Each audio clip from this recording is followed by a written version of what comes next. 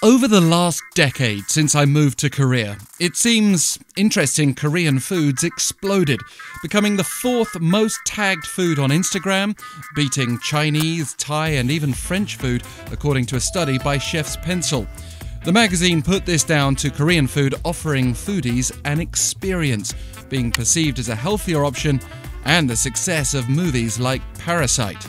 Every lunchtime, there's no shortage of options here in Seoul, as you can see. But I wanted to take this opportunity to share with you my personal 5 favourite Korean foods. So here goes. I'll start with a typical choice, but it was the food I first fell in love with here. Tuejigalbi, marinated pork ribs. Many people love samgyeopsal or bulgogi, but for me, Tuejigalbi has it all. It's tender, the slight crisp on the outside, pork's natural sweetness, and that delicious marinade. You can wrap it up in lettuce, eat it with rice, dip it in samjang paste, or all of the above at the same time. Next up, another very popular dish, Bibimbap, an easy and nutritious lunch that needs little introduction, but my favourite 2 styles are either the vegetarian temple bibimbap with a really clean, healthy feel, or dolsot bibimbap, which elevates the flavours as it keeps cooking in a hot pot, crisping up the edges of the rice and forcing you to mix it all together before anything burns.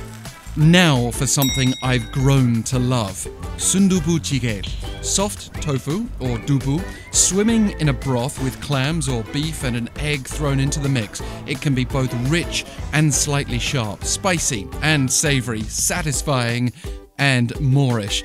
It doesn't taste fishy despite the clams, which is good for me personally, and that's true of a lot of Korean broths where other flavours tone down the seafood.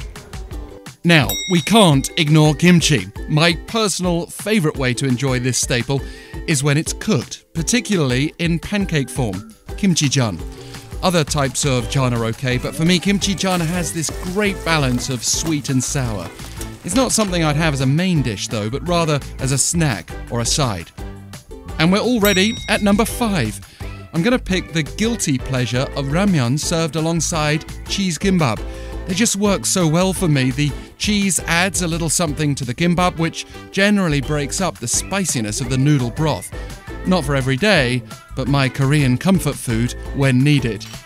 Frankly, my list could change from month to month, and travelling around Korea gives you a chance to see different regional dishes in a whole new light.